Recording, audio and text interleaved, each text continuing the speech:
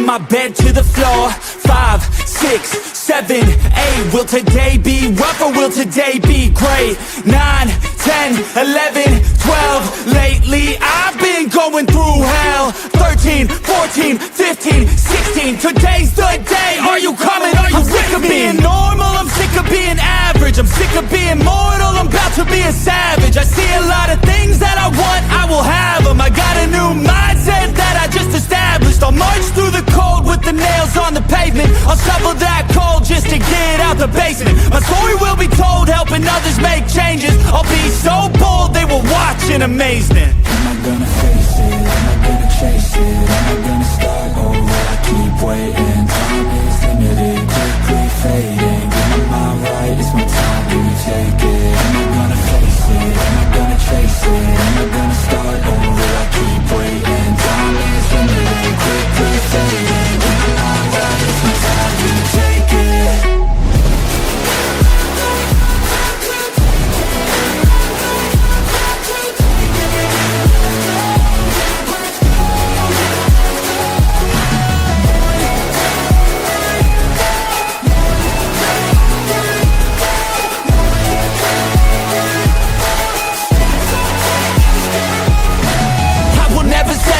Foot up on the pedal, pushing hard to the metal. Make a deal with the devil. Channel rage through my vessel into something that is special. Energy of a rebel, going up a level. I just wanna be greatness. I could feel changes, turn a new page and tie up my laces. I will be the bravest, break out of my cages. I will not be nameless, I will not be aimless.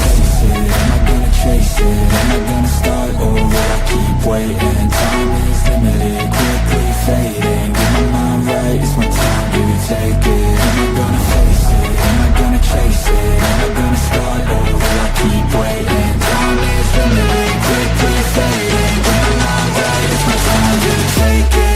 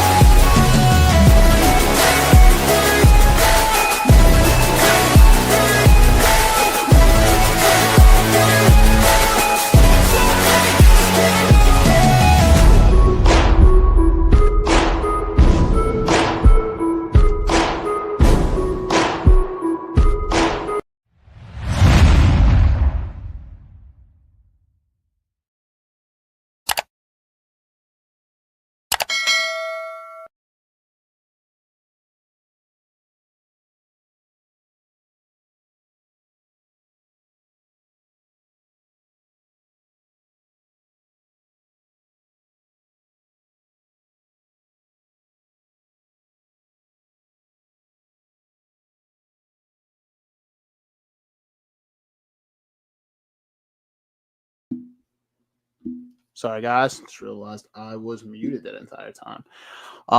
Anyway, what is going on, guys? Welcome back to the Locked In Podcast, episode 210. We are back in the personal growth, personal development sector here tonight. And what we're talking about are some elements of personal development. Apologize for the late promotion, guys. I just want to tell you guys, if you were looking forward to an episode that I was supposed to be doing with my guy Ray, we have to kind of postpone that one. So this was kind of an episode that was put together, but it is personal growth, it is personal development. And some of the people in my life around me have inspired this topic tonight. So it's pretty much a 3-part episode. What we are talking about tonight is how to effectively communicate. This can be in the workplace, so your career. This can be with your partner. We will also be talking about how to overcome fear and anxiety. Mainly, I'm going to lock into fear of rejection here because fear and anxiety is a very general concept. It's very, very general. I could talk about 1 or 2, probably full episodes on that, to be honest with you, just from my personal experience and from people around me, things people have gone through. That goes pretty in depth, to be honest. So I'm not going to cover that from a general perspective. I'm going to kind of dive in on a specific sector. So I'm going to talk fear of rejection, which I think is what a lot of people, that's what a lot of people fear. It's one of people's biggest fears. And they don't always admit this outwardly, but this is an internal fear of a lot of people. And we're also going to talk about compassion, especially self-compassion and compassion for other people when you're angry with them. Um, a lot of people, we get in our emotions, we get in our feelings, and having compassion can really, especially if we don't react to how other people may get angry, depending on their upbringing, attachment styles, how they resolve conflict, you can help somebody feel a little bit more secure when they talk with you. Now, I'm not saying you should put up with abuse or verbal abuse or emotional abuse or anything like that. However, understanding compassion and understanding that you have the choice to be compassionate, even when other people might not be compassionate towards you, is a very powerful thing. So we're going to talk a little bit about that.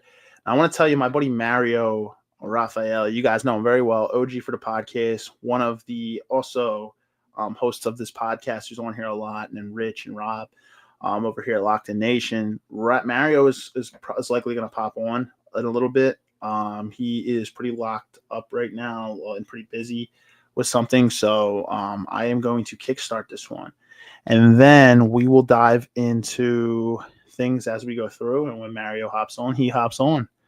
Other than that, guys, I do want to say, if you are watching on YouTube and you're not already subscribed, I just want to say thank you for watching. But hit that subscribe button. It helps us out, builds the algorithm.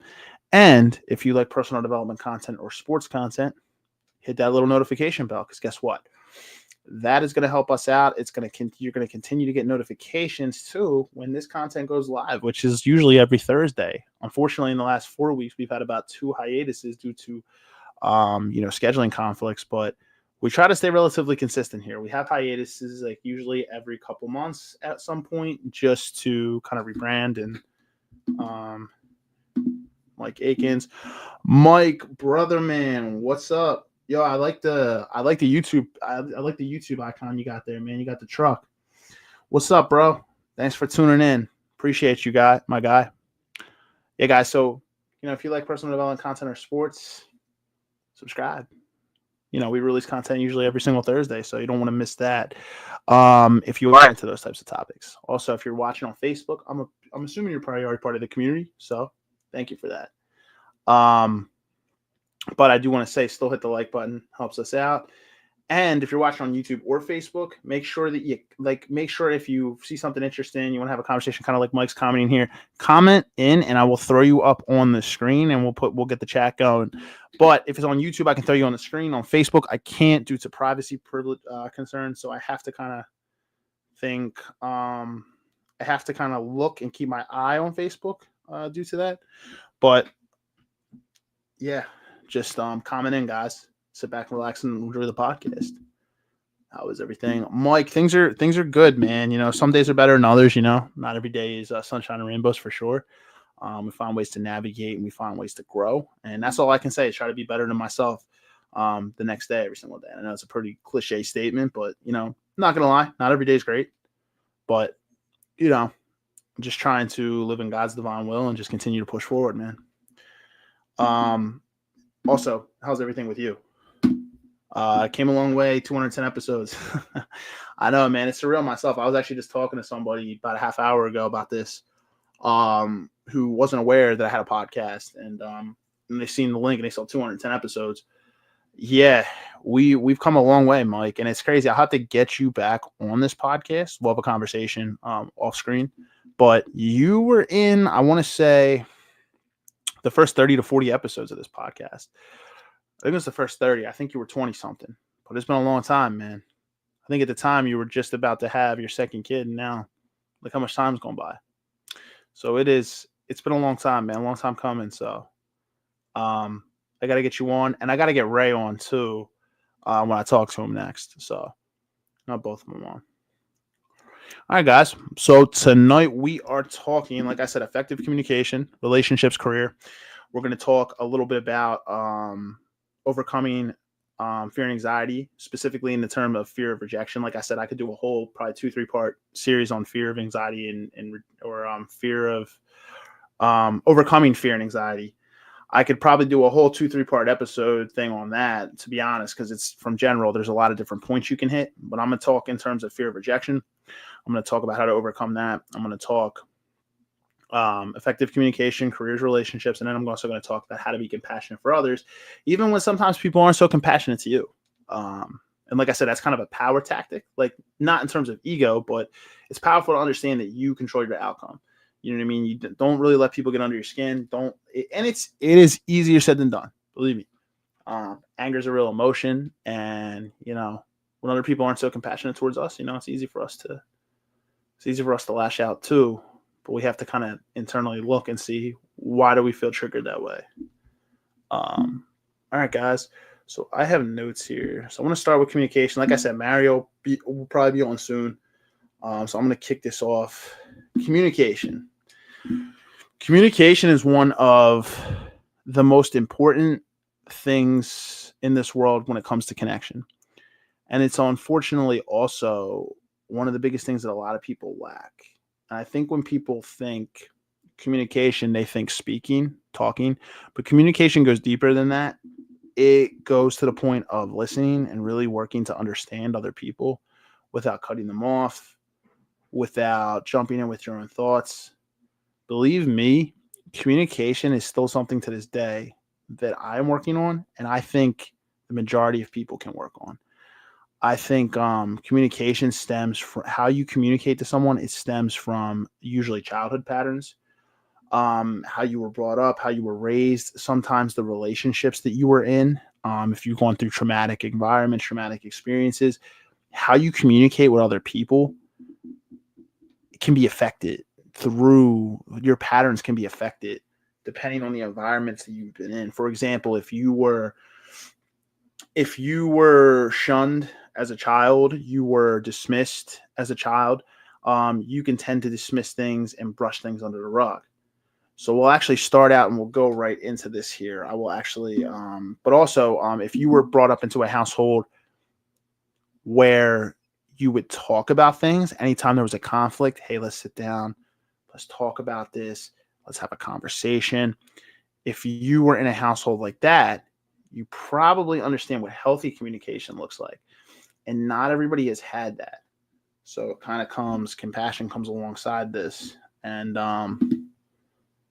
compassion that's how you have to understand that's why you have to be compassionate for other people too, kind of understanding their communication styles. So let me go in my notes here.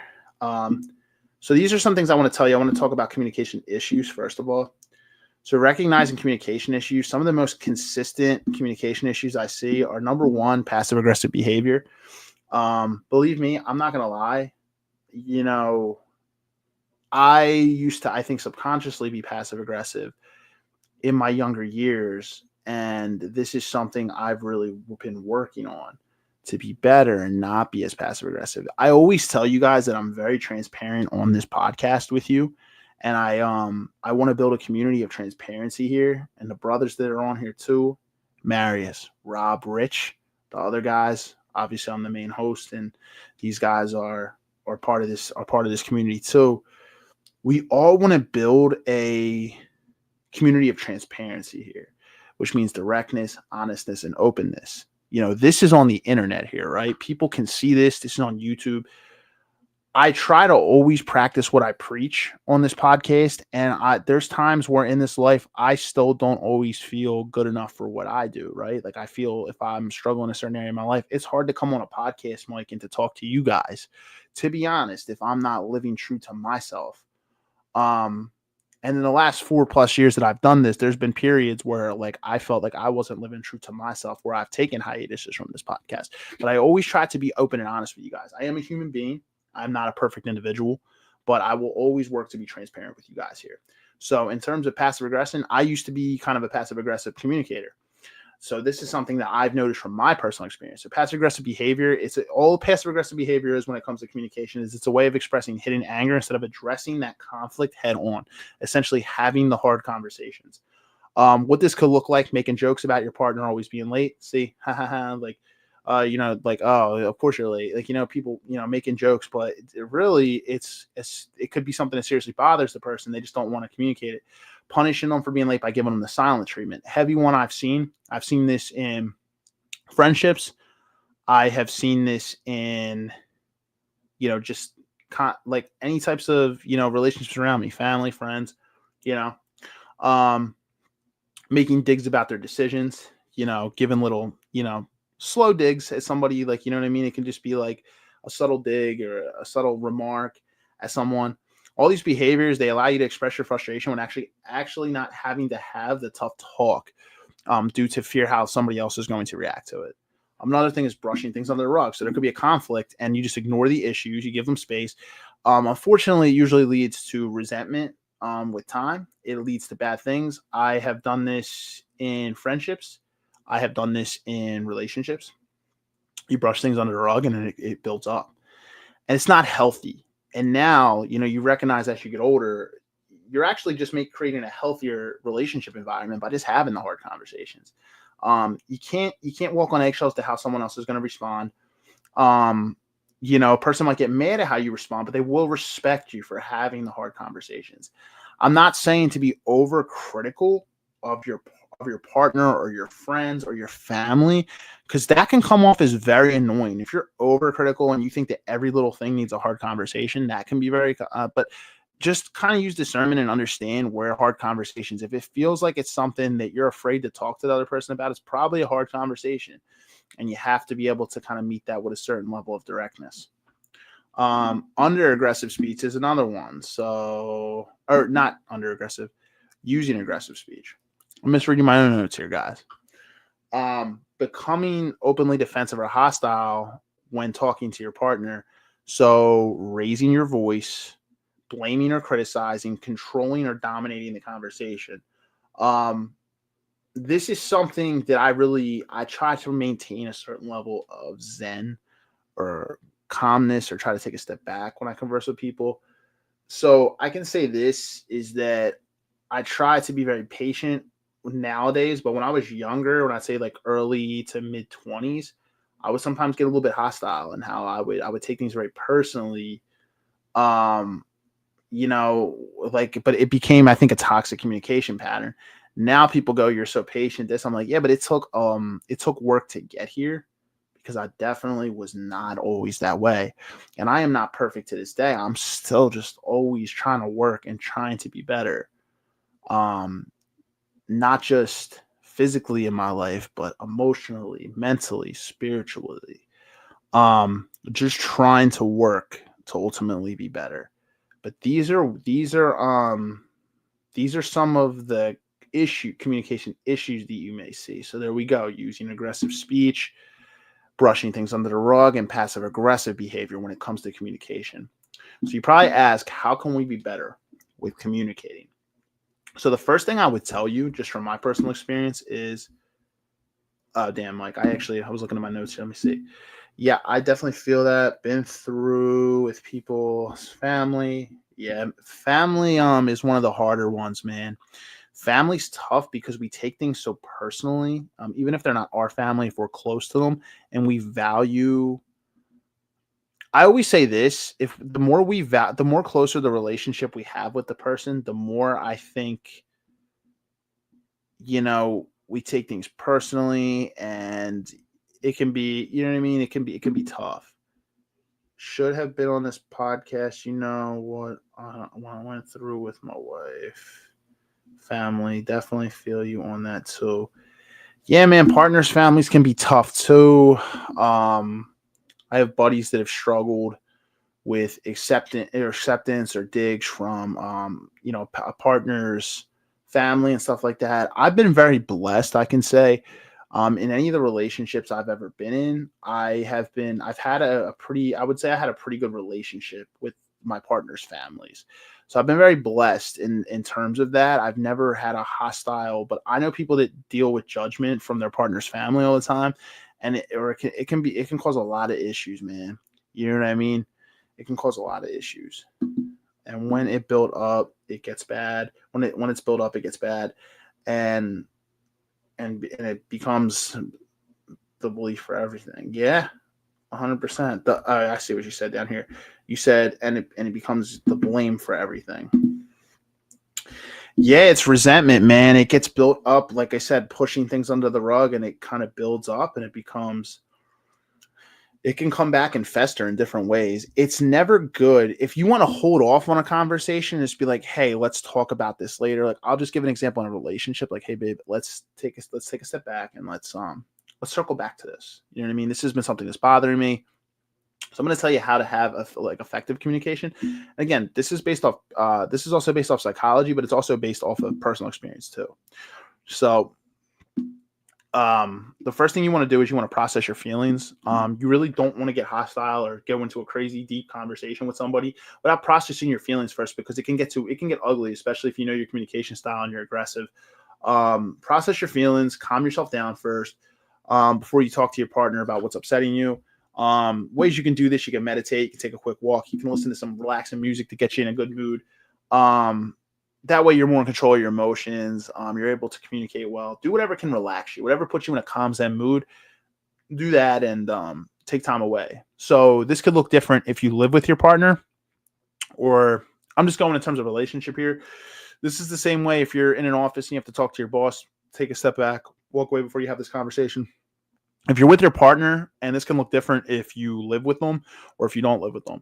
So you kind of have the moment to take a step back if you don't live with them. If you live with your partner, just step away into another room for a second, or go out for a second. Be like, "Hey, I'm going to go for a quick drive around the block. I'm going to take a quick step out to walk." If you have a home, "Hey, this is a man. I'm going to step into the man cave for a little bit. I'm just going to process, and I'm going to come back." And when you're angry or you want something, it can be tough to do that, but just understand that the way that you're going to be able to best show up into that conversation is if you're calm and collected and you're thinking clearly, because we say some harsh things sometimes, or we come off a certain way when we don't take that step back. So just understand that. Think about the timing too, because this is very important depending on what you're talking about. Choose the right time to talk to your partner. It can make all the difference. If something's weighing on your mind, give your partner a heads up, just like I was saying, that you want to sit down and talk. So I'll go from terms of a partner. "Hey, babe, there's something that's been weighing on my mind. Don't worry." And you can like calm them too. Like if they think like, "Oh, like," because some people take it to the worst extreme. "Don't worry, it's going to be all right. But like, I want to have this conversation. I want to talk. There's something that's been weighing on my mind a little bit. When we have a second talk, I'd like to sit down and talk to you." Or if you don't live with them, "Hey, I'd like to, FaceTime you and like have a conversation, or call you tonight. And like, hey, can we sit down and can we talk?" And just kind of give them the heads up. You know what I mean? That you want to have a conversation, because when people say we have to talk, a lot of times people automatically think the worst thing when their partner says it. So just kind of help them understand that it's okay too. Don't let them get freaked out or scared, or you know what I mean? Try to take their feelings into account too. If your partner knows that you like to speak with them, you can de-escalate the situation where they're like less likely to feel they're less likely to feel ambushed and blindsided if you're able to tell them this ahead of time, which is good. Because sometimes it's hard to get on the same page as your partner. Believe me, this happens to me too. Like, I am not perfect, so definitely had communication issues in relationships. Start with I statements and instead of feelings. This is a good one, guys, because it doesn't allow you to come off as accusatory, which if you love your partner, or you love your friends, your family, these are people that matter to you, right? Like they're close to your heart. You don't want to be accusatory. And I think a lot of people struggle with this because, it depends on how we were raised, right? Like if we were in a household where they communicated by accusing other people, this is a hard habit to break. But how we speak with our partners makes all the difference. This is just going from relationships, but couples can begin conversations. I'll just going from a relationship standpoint by pointing the finger at other people and placing blame. In this, you want to begin conversation, begin conversations with how you're feeling. Don't accuse your partner of something right away. Even if they are doing something, you want to say how they're doing something makes you feel. You can use this with for example, I'll say, instead of calling out your partner for working too much, say like, "Hey, this happens a lot with women and men. They get tired of they feel neglected because they feel like they're working too much. I feel hurt when you always focus on work. I'll give you an example. Say like your partner's not showing up for you in the way you'd like. Hey, I feel hurt when we don't get to spend this amount of time together. Can we make more time to spend together? And just come at it that way, and just where you can sit down into a calm environment. Um, it's less accusatory. So instead of saying you never spend time with me or you're focusing too much on work, just try to have that, and it helps you kind of feel safe with your partner too. Like, hey, I can empathize with that. Like, I didn't know you felt so hurt when I do these things, and make sure you can repeat back. And this is another part, big one for me too, because, I don't blame the masculine side of me always wanting to problem solve, but I'll be honest, I've never been the best listener. Sometimes I'm always like formulating thoughts where I'm trying to, you know, problem solve but sometimes I don't even I've been in relationships where I never even asked my partner what they actually wanted or needed from me. Like, it wasn't like, how can I best show up for you? It was more so, oh, don't worry, and I got you. Like, instead of just listening and being in that moment with them, I would more so jump to a solution. I've done this with friends too, friends and family. Like, hey, instead of actually working to understand what they needed in that situation, because sometimes they didn't need a solution. They just needed me to sit there with them, to hear them, to make them feel heard, seen, and understood. And it's something I've really worked to learn, because it's very important to understand that people don't always need a solution from you. And I feel like you're taking somebody's independence a lot of times when you do that. Now, you may be very well-meaning, because most of the time I wouldn't even say most of the time, pretty much all the time, I was always well-meaning, but it comes off a certain way. You know what I mean? Like, oh, you don't think I can handle somebody? You know what I mean? Even though I might have been well-meaning, I wasn't really listening. I wasn't really asking them what they needed from me in those situations. So instead, what I could have done is I could have said, hey, do you need me to listen, or do you want my thoughts, or do you want like a solution? And I could have said that, to understand. So then what I would say finally here is you want to make compromising and resolution a goal. So understand, what's the point of this conversation? We want to get to a compromising.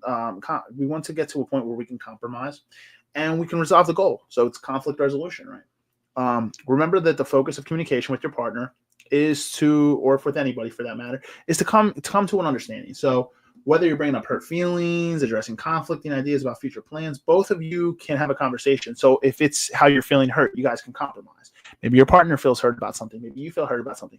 Hey, how can we best show up for one another, and how can we compromise this?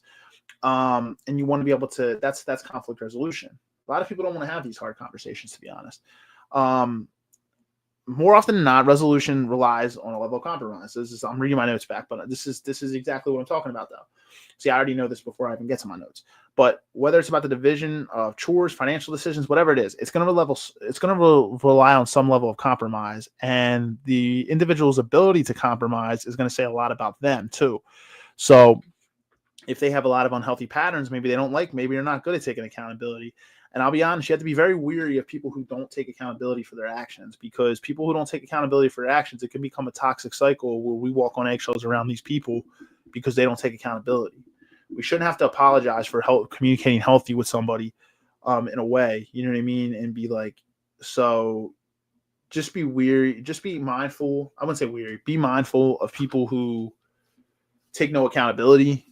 It's very difficult to be able to have healthy relationships with people who don't take accountability. So you both are going to have to compromise on things, whether you're friends, friends aren't always going to agree on everything, whether family members, whether you're in a relationship with somebody, a marriage with somebody, even your kids sometimes, you're going to have to be able, as the adult, obviously, I'm saying like they get older or whatever, you're going to have to compromise.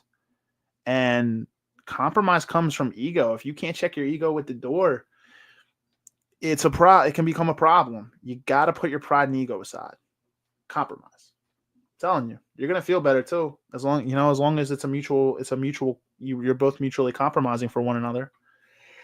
It's going to help you forgive. It's going to help you guys forgive each other for small, like things that hurt you, small or big things, and help you move forward. It's also going to bring on feelings of strength and connection. So that brings you into a stronger connection with your partner by doing this. You're like, hey, we were able to work through this. We were able to resolve this, and we were able to move forward. That's important. Now, I know up here I'm talking almost like a psychologist, stuff like this. Just communicating with your partner, understanding their love, though. I'm like, I know that can sound kind of annoying, but just honestly being able to sit down and just have compassion. A lot of times as men, we're kind of taught to, our ego and pride is very high, and we struggle to be able to sit down and tap into essentially a little bit of our softer side and have these conversations. Um, you know, like I think that there's energies everywhere. You know what I mean? You have to be able to, that's why I always say the comprehensive man, not the super over masculine man. You know what I mean? Where they're putting on a front and they're hiding their feelings and they're trying to be something that they're not. You know, a comprehensive man, he moves differently. He doesn't move like a man who has to put on a false image of masculinity. You have masculinity, but you can also tap into your emotions and your mentality, your spirituality. You can go deeper. Now, that's what I refer to in Jason Wilson in his book, The Man, the Moment Demands. It refers to, and I love this book, it refers to what the comprehensive man is, not just as a husband, not just as a father, but as a son, as a leader, as a friend in different areas. How to be a comprehensive man, how to be the man that the moment demands, quite frankly. Great book. If you guys haven't checked it out and you're a man who's looking into it, check it out. I'm telling you. It's an orange book. It looks like this.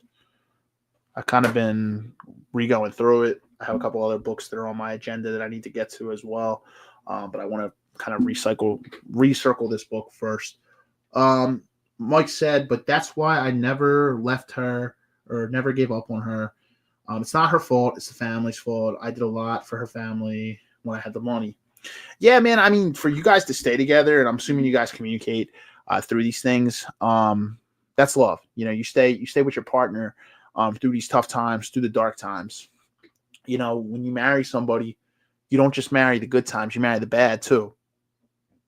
And I think being able to navigate tough times, that really allows you to build a stronger bond together. If you guys can work through these things, understand it's tough, man. I mean, like I said, I've never been in a relationship where I'd ever had really a lot of resentment from my partner's family, but I can imagine that strains because you love this person so much and they love you. And then you got this third party energy, this family coming in, and you know, if they're close with their family, this can really, really cause a lot of problems. Mike, you're right, man. And you know what, dude? For you to be by your wife during these times and not run away, man, it says a lot about your resiliency as a man. We do that to talk almost 9 years together.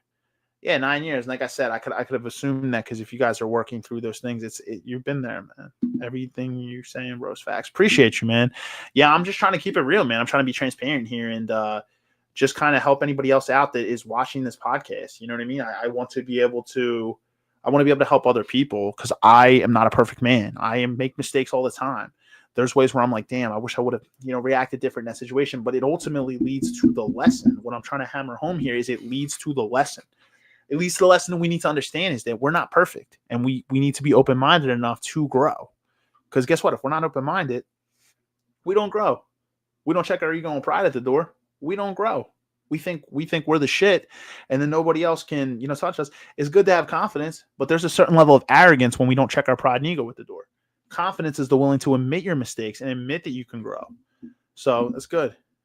She had my back more against her family many times. And that's very important, brother. I'm going to tell you that right now. That's very important that she had your back because I have had buddies who have been in relationships where the family maybe for whatever reason didn't like them. And, maybe they were a good man and they were doing good things. But for whatever reason, they didn't like them. Now, I'm going to say if a partner's family doesn't like somebody because maybe they have self-destructive habits or whatever, or the partner is toxic, that's completely different. But if you're a good man, you're doing everything you're supposed to do. You love your woman. You're treating her correctly. And this goes vice versa too for a woman. She's being nurturing to her man. She's treating her man with respect. She's a good woman. She's a good partner. And then, or for her man he's a good man. He's a good loving husband. He's her rock. And then they still have hatred towards you. It's up for that person to kind of check their family. You can love your family, but if they're in the wrong, you check them and tell them, this is my partner. I love this person. And you have to use discernment. You have to understand when someone's in the wrong. Sometimes people are trying to get you out of a toxic situation and we put the rose-colored glasses on and we really try to, paint a false narrative because we're in love. Believe me. But understanding that if you're doing everything right, or I'll just go from a man's perspective. Your woman is a great woman. She's treating you with respect. She's treating you with love. Of course, she's going to have flaws because everybody does. But you guys show up for one another. You're in a loving, respectful relationship, compatibility, chemistry, everything. And you love this person. As a man, I would have to check my family. If my friends are talking shit, I would have to check my friends. I was just talking to my boy about this the other night. Like, hey, if I'm in a relationship with somebody, like they weren't talking anything. I'm just saying, I'm like, we were just kind of giving hypothetical scenarios. Like, if your partner's doing something, because he was struggling with something with his girl's family. Got my team's message. There's still on, so I'm getting like work notifications. But no, I was gonna say, if you have to call out, you have to check, and that's called being a man too. Stand up for what you own, man. And I'm sorry, a lot of people tend to forget that when you marry your partner, you get with your partner, that's going to become the most important person in your life, man. It's not going to be your mother. It's not going to be your father. You can love them, but that person's going to be it's going to be a change. It's going to be a catalyst for change in your life. Once you get married to somebody and you're in a deep committed relationship with that person, they become your person. They become your best friend. They become the person you spend the majority of your time with. So understand that. You have to have respect for them. After I sold my house, I got her mom a car, paid bills, gave people money. Everyone ate when I had it. Wow. Okay, man. You were doing a lot, man. Man, you're speaking truth. You were doing a lot. That's a lot, man. You were doing a lot as a man. I'm the same way, man. If I'm in a relationship, especially, finances aren't everything. Love and emotional support are too. And that's something I've recognized. It's not just about finances, but financially as a man, we're supposed to be wired to provide, right? I'm the same way, man. If I'm in a relationship, man, me and my partner are both eating. At the end of the day, I'm not stingy. I'm not holding out on my partner. And when I love her family too. So, I'm with that person. You know what I mean? I agree. We all eat, man. But get car, house, all that stuff, bro. When you sold the house, you got my car, paid bills. It's big, man. A lot of people are fighting over that because I have a crazy mouth. You know what, though, Mike? I'll tell you this. Step one is for you to acknowledge that you understand your personality, which is good, man. You have discernment in yourself, which is very positive. To be honest, that's a good thing to have. Everybody's different, and everybody reacts to conflict differently. So maybe that's just something you can work on for yourself. You know what I mean? Believe me, I have friends the same way, and I used to kind of have a volatile mouth too. Sometimes I would take things personal. All I can say this though is, Mike, you can't control how other people are going to react to you. All you can do is control your own actions. And sometimes it gets you very frustrated. That's why I say when it comes to communication, take that step back. You know what I mean? For like a second, just take a second to breathe, because we can get so caught up. And sometimes it's hard, man. It's hard when these people coming at you a million different ways. It's difficult. And I empathize. But just understand that only you can control your reaction. You can't control how somebody else is going to act to you. And sometimes you just have to kill them with kindness, man.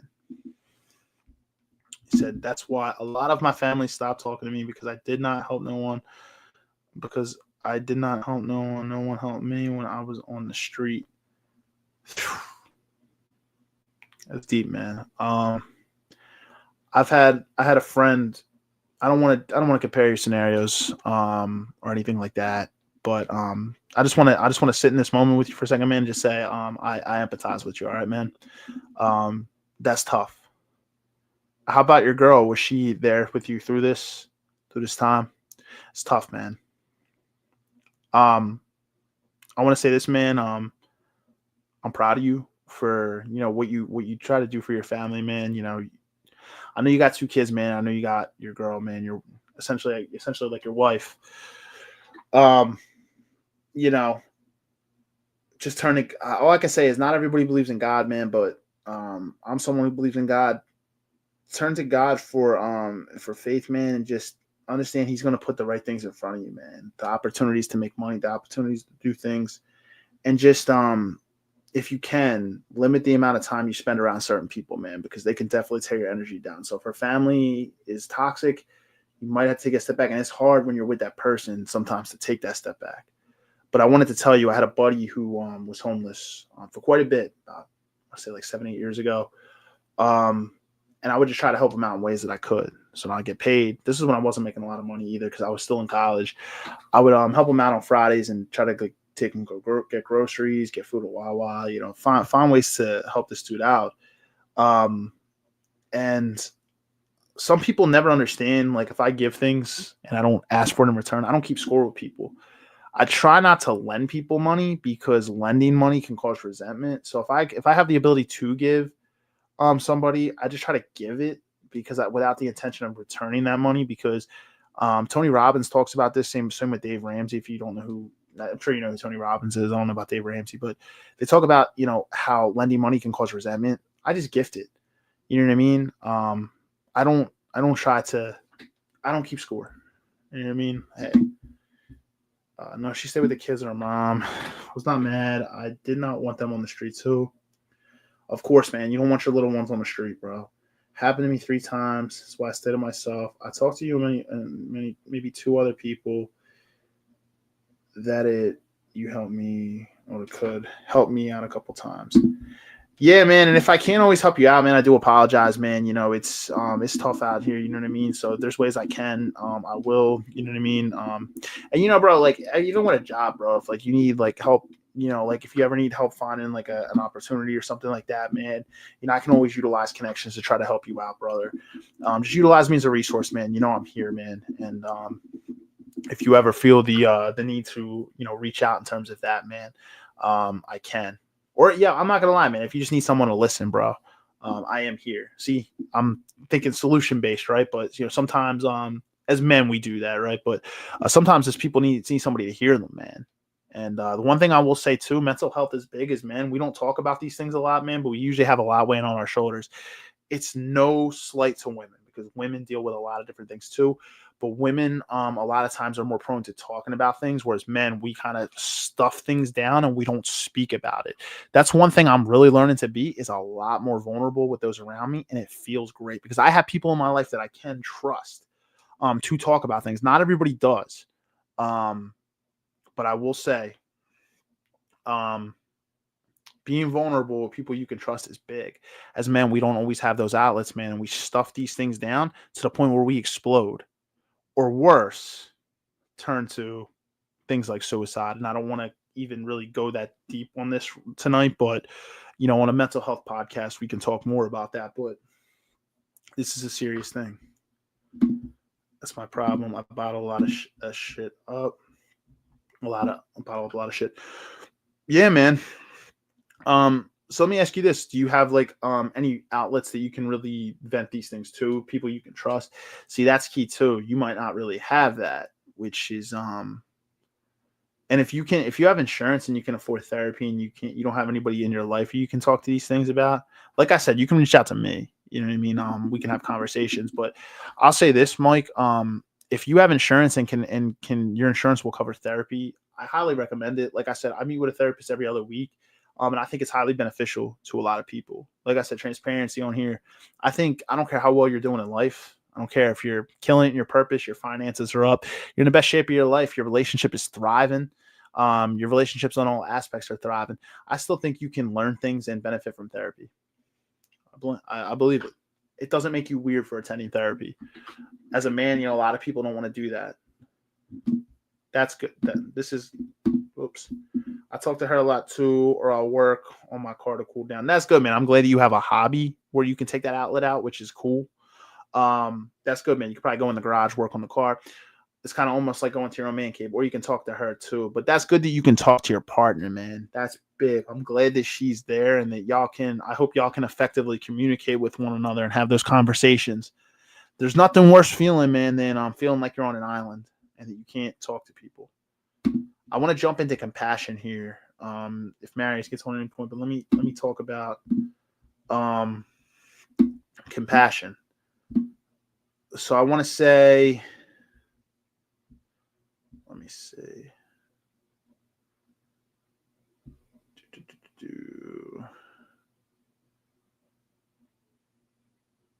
Where are my notes at? I'm still going to find this here. So I had kind of notes between compassion and empathy. So what is the difference here? So empathy, when I say empathize. Empathy is being able to perceive others' feelings, recognize to recognize our own emotions, try to put ourselves in that scenario. Imagine why someone might be feeling a certain way, to have concern for their welfare. Once empathy is activated, compassion action is the next most logical response. Compassionate action is the next most logical response. Many often confuse empathy and compassion, so I had to look up these definitions to understand this too. I'm gonna be honest, I had to do some research here. Empathy is feeling with somebody, kind of sitting in that moment, visualizing, putting yourself there, and be like, okay, I can imagine if I was in that scenario, how I would feel. Whereas they confuse that with sympathy, which is feeling sorry for someone. The difference is empathy can be taught. So ways that it can be taught is there's a program out there. I had to look this up by a woman and researchers. Her name is Helen Rice, and the book is called The Empathy Effect. So basically, she gives 5 steps to outline a program. One of them is eye contact, which this was an interesting read when I was looking this. It's an appropriate level of eye contact that makes people feel seen and understood and improves effective communication. Again, this links back. You see how this is a circle here, right? See, and I'm not even lying. It's a circle. Rice, what she does is she recommends focusing on someone's eyes long enough to gauge their eye color and make sure that you are face to face when communicating. Sometimes we communicate on the phone, so I'm going to be honest. Eye contact might not, if we're talking to somebody on the phone and we're not on FaceTime, eye contact might not be an option. So take this one. These are the first 3 here out of the 5. Might not be, if you're not communicating in person, this might not be relevant, but I'm going to go through them anyway. Number 2, muscles and facial expressions. As humans, we often mimic each other's facial expressions without even realizing. I'm not going to lie. Sometimes I mimic the tone or this is something I used to catch when I was younger. I used to mimic how someone else speaks. We do this a lot, right? It kind of helps us kind of relate to the other person. But you got to be careful that you're not people-pleasing too. You're not doing it to kind of being like a people-pleasing mentality. It's like a fine line. By being able to identify each other's feelings, often by distinctual facial muscle patterns and mirroring them, we can help communicate empathy. It allows us to kind of put ourselves in that position. Posture. So again, I said the first 3, these are all in person. Sitting in a slump position can indicate a lack of interest, dejection, sadness. Like if I was like this and just leaning back and like somebody speaking to me, it kind of makes me think that I'm bored. I'm not attentive. But also you can lean in for things, but also it can come off as a little bit of fake. Just have confident posture when you're speaking to somebody and just make sure your eye contact is good. So lack of interest, dejection, sadness, these things can come with like horrible posture. Sitting upright, it signals respect, it signals confidence. You're respecting what that person's telling you, and confidence, understand and listen. By understanding what postures communicate, we can take a more open posture, face forward, legs and arms uncrossed, leaning towards somebody to encourage more communication and trust. And that's the key. You want somebody to be able to trust you when they're talking about these things. All right, so affect or emotions. These kind of can go for either way if you're in person or on the phone. Affect our emotions, learning to identify what another is feeling and naming it can help us better understand their behavior and message behind their words. Tone, big one. Because tone of voice conveys over 38% of nonverbal emotional content what a person communicates, it's vital to empathy. So like I said, this person Rice, she suggests matching volume and tone of the person you are talking to and generally using a soothing tone to make someone feel heard and understood. I know some people that go, that's too soft, bro. Like as a man, I've had boys say that, like, oh, if you're going to communicate with your girl, that's too soft, bro. I can't communicate like that or this. Look, man, I understand. You're masculine, you're this. Sometimes some people need that softness, man. You got to understand that everybody's communication and how they're spoken to are different. And somebody's like, well, that's not me. All right, I get it, but you don't have to be fake when you're doing it. Just understand, if you love that person, you want them to feel safe. So just do it out of happiness, man. People they go, oh, I can't do that. I can't talk like that. you want someone to feel safe when they talk to you. Now, communicating outrage, moderating your tone rather than matching their. However, when a person is communicating outrage, you want to. So that's when I'll say, like, if someone's angry at you, moderating your tone rather than matching theirs is appropriate. So you don't want to scream. Somebody's yelling. You don't want to yell back. Now, if somebody's being disrespectful to you, that's when you can say, look, if you're going to be disrespectful, you're going to be this. I don't feel comfortable communicating with you at this time. I'm going to take a step back. Let's communicate when things have calmed down. Someone else is coming at a pot of outrage. Like I said, you can't really effectively communicate. Check the comments. All right, cool. Your response or hearing. Too often, this is a big one.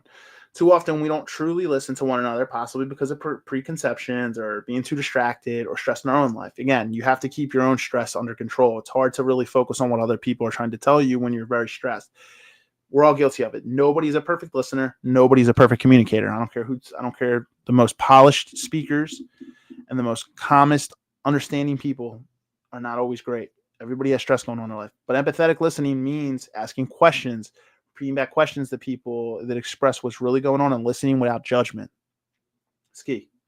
And finally, your response. But it's not about what you'll say next, but it's how you resonate with the person you were talking to. Whether or not we're aware of it, we tend to sync up emotionally with people, and how well we do it plays a role in how much we understand them.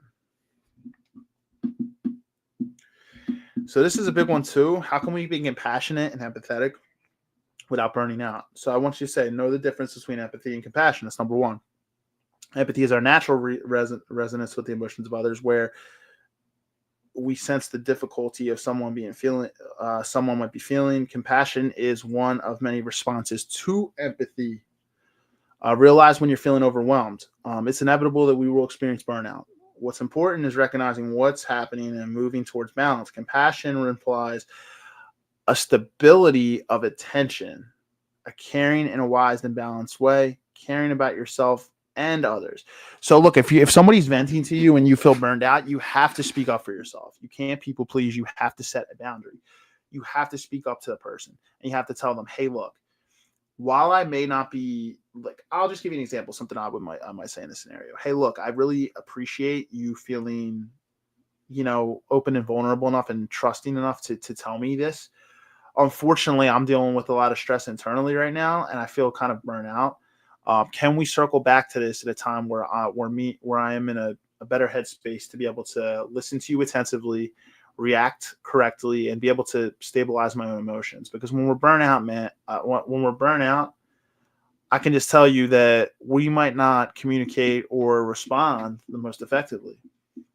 It kind of, if we don't have the opportunity, and this is something I always had to say, because I used to people please a lot, man. I'm telling you, this happens. This is real. When you people please, you don't speak up for yourself, and you might be distracted, but you're still just, I don't want to hurt this person, so I don't want to say this. But this allows you to have that effective communication by just telling them, hey, look, I want to hear everything you're saying. Unfortunately, I just feel a little burnout and stressed at the moment. Can we please circle back to this? I would love to hear more about this. When I'm in a more level-headed space to be able to respond right, and be able to listen to you and give you my full attention. Recognize that you can't change others. So this is what I was telling you. Compassion also implies a wisdom and intelligence to know that's not up to you to fix the world or fix others. At the end of the day, you can't function if you're taking in others' pain all the time and throwing it on your shoulders. At the end of the day, you burn yourself out. This is people-pleasing mentality, guys. This is 101. I'm telling you, from someone who was a people pleaser himself. There's a balance that's crucial. You can acknowledge the pain that you want to help this person, empathize, but you also have to recognize that you can't change other people's experience of the world. People who have to heal, there's trauma in life. Those people have to go on their journey and heal themselves. They have to experience the world. That's called letting go, and that's actually compassion. So Dan Harris is a guy who was responding to the other author. So I just use a quote he had put here. Said, my father says the hardest thing about having kids is letting them make their own mistakes. That's compassion with equanimity. And that is huge. You know what I mean? We want to protect our children from the world and protect them from this. And it's great.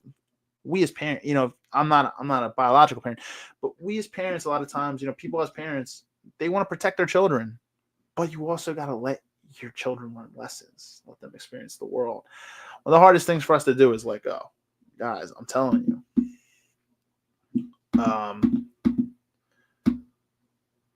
I could talk compassion in the workplace. I have all notes here, email, all this other stuff. Guys, if you want an episode fully on compassion, I can give you an episode fully on compassion. A lot of this is based off experience, but there's also psychology behind this from articles that I took notes to research. So if you guys want a full episode on compassion, I'll give it to you. Unfortunately, I do want to get to our third point here because I am 55 minutes in and I'm trying to keep this to an hour. It's probably going to go a little bit over. But I have to keep the ball rolling here. Let me check Facebook real quick. See where we're at here.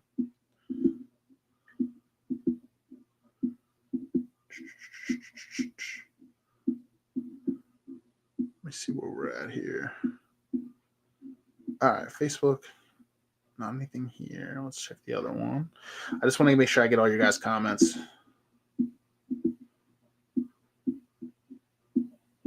What is going on?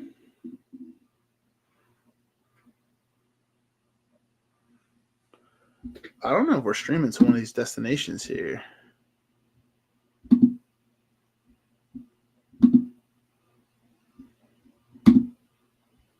It says we are. I don't see it on the one, but I see it on one of them. So we got two groups on Facebook, guys. If you don't know, one's private, one's public. Let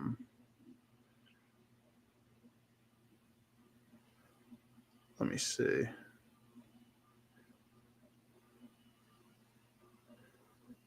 All right. Whew. Last point here tonight. Fear of rejection. What is it? How do we overcome it? Biggest fears, man. I'll tell you right now, like fear of rejection. We may feel this in relationships. We may feel this in our career. We may feel this in something as simple as going into a job interview. I've been there where you don't feel like you're good enough and you take the role and you're like, what if they don't like me? Or what if this? What if I get embarrassed? What if I get humbled? The biggest thing is, though, you have to get humbled sometimes. A fear of rejection is an irrational and persistent fear of social exclusion. It can be a fear of social phobia or social anxiety disorder. There are various tips that people can use to overcome it. So we go through the signs with you guys. You guys probably know what fear of rejection is, but here are some of the signs: rapid heart rate, blushing, sweating, trembling, a feeling of their mind going blank, nausea, difficulty making eye contact, difficulty speaking to others in social situations, rigid posture, avoiding places and situations where there will be other people. There's more too, but I'm going to keep it there. Causes of rejection, fear of rejection. Fear of rejection may be more deep-rooted than people think. Like I said, when we go to childhood, this could be from the relationship that we had with our caregivers, our parents, or whoever our caregivers were. There's different attachment styles, guys, and I would actually walk through this in another thing. So there's I don't know if people understand attachment theory and stuff like that. This is something that I've looked into myself. I'm no expert on it, but there's secure attachment, which is what we all aim to be. We all want to be secure in our attachment style to other people.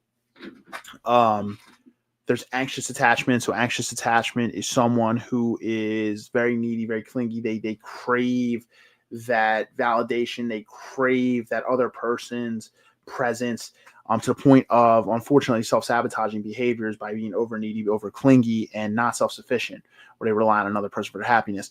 There's dismissive avoidant attachment style, which is very dismissive of the person. It's kind of the very polar opposite of the anxious attachment style, whereas the person is very emotionally unavailable. They tend to shut down and withdraw from the other person, and they really they're very, a lot of times, subconsciously ego-driven, where they kind of just sometimes can have a god or goddess complex. They're not bad people. They just come from a subconscious. It's different than narcissism for sure, guys. So what I would tell you is it's just dismissive traits, that comes from someone else, if they were dismissed in their childhood. And then there's the fearful avoidant. Fearful avoidant is a pendulum. So it swings between anxious and dismissive avoidant. So avoidant and anxious attachment styles, those people crave connection. They ultimately crave love and a connection, but they also push it away. So they're very, very tricky individuals. They're somebody that comes from a core wound of, not feeling heard and understood from their caregivers.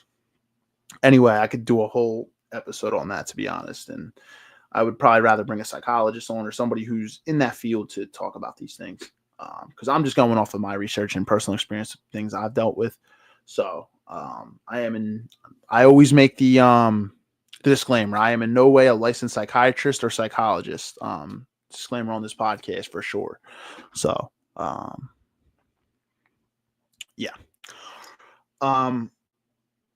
So like I said, this can originate from childhood with the fear of rejection. This is usually a period of our lives where we start to build and sense relationships and the world around us. So when we develop an understanding of how to elicit attention and affection of other people, if during the early years, if our caregivers were emotionally unavailable, unpredictable, and left us feeling rejected, we didn't really know how they were going to react on a certain day or how they were going to come and give us attention or affection or treat us. This can lead us to feel very rejected. And this is where that deep-rooted fear of rejection can come from. I see this a lot of times with this can be with the fearful avoidant and the anxious attachment style. You get a fear of abandonment, you get a fear of rejection. These early experiences can leave an imprint on our lives. Rejections at these later stages can also impact us in life later on. If a rejection has a detrimental impact on our confidence and self-esteem, we don't feel good enough for people or things around us, we might grow frightened of going through these similar experiences. Again, it just carries over. The effects of this ultimately, if we're frightened of rejection, it might make us feel if there's something about us that is unacceptable and unworthy. This could be love or accomplishment, whatever it is, but we might feel unworthy of it. This can lead us lacking confidence. It allows us to worry, showing our vulnerability to others in case this triggers a rejection. Again, I think I felt this from childhood. I struggled with being more vulnerable in my life. I think as a man, you're a lot of times told to not really be too vulnerable, don't trust others too much. And I realized that I have a solid, foundation and village around me where I can trust people and be able to have conversations. But unfortunately, if you don't, like Mike said, this can bottle up and we keep our feelings inside till we implode, which is horrible. So, all right, let me jump to overcoming fear of rejection. So when we go to this, some things you can do. This is personal experience and research I've done. So one thing I will tell you is this is from research. Understand what's going on. We are not always aware of what's the driving our behaviors. So we might be just pushing people away or acting in a needy fashion without actually realizing that we're being driven by fear of rejection. When we look back at our past and our past relationships, it can help self-awareness. So just understand what's going on. Look for patterns. This is one from personal. Question the inner critic. We are always our harshest critics. I know for me, I don't know about you guys, but for me, my brain sometimes it's like I have to calm it down because it's like we are our harshest critics, guys. We're our harshest critics. There is no battle you're going to have in this world with it's a stronger battle than what is going on internally inside your head. So if we're frightened of rejection, right, it's useful to ask ourselves whether this is based on real, rational fears from people in the outside world, or if more likely it's our own inner critic that's keeping us stuck in a place of fear. You have to question it. You have to question it. If this is the case for the latter, you want to tune into the inner critic, understand why it's there. Any negative self-talk may have likely developed in a way of protecting ourselves. As adults, we are able to develop healthier ways to cope and protect ourselves, and this can help us turn down the volume of our inner critic and try to transform it into an internal cheerleader.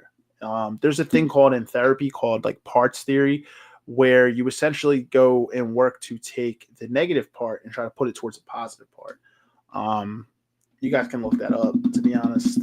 So stay grounded. If we're full of fear, it is easy to lose connection to the outside world. This can cause negative thoughts to spiral. So it helps us to take proactive steps to stay grounded.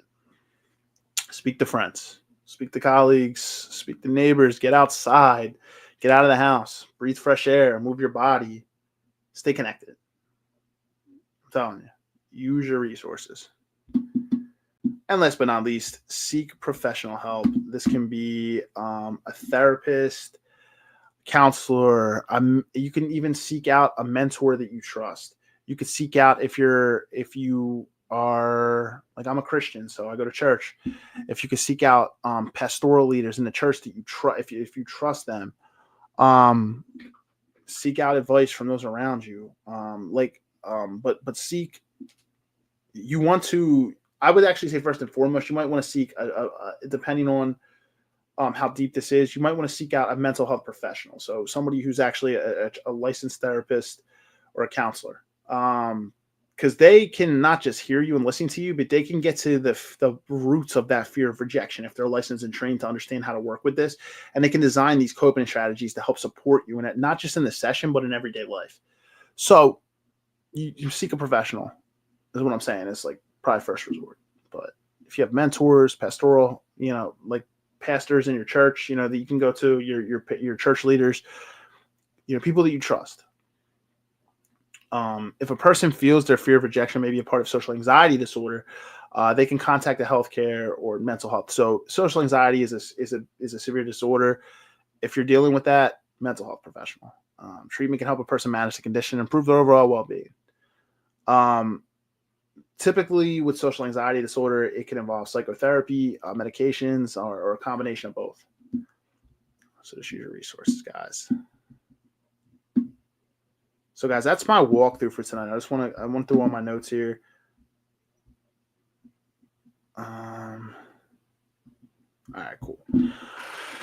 Guys, I just want to say it's going a little bit over the hour, but I just want to say I appreciate you guys. For anybody who tuned in tonight, if you're watching this on a rebroadcast, still comment down below. I'll still keep you guys in mind. But there's your fear of rejection, how to be more compassionate, how to communicate.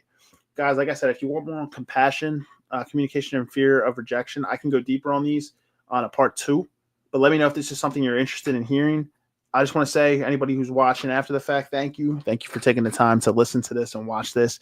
This has been a production of Locked In Podcast, and we are just going to continue to roll throughout the rest of May. We're going to have some guests in. Unfortunately, it looks like Mario couldn't make it in tonight, but that's okay. I'm glad I was able to just walk through this with you guys, and ultimately, I hope you guys have a great weekend.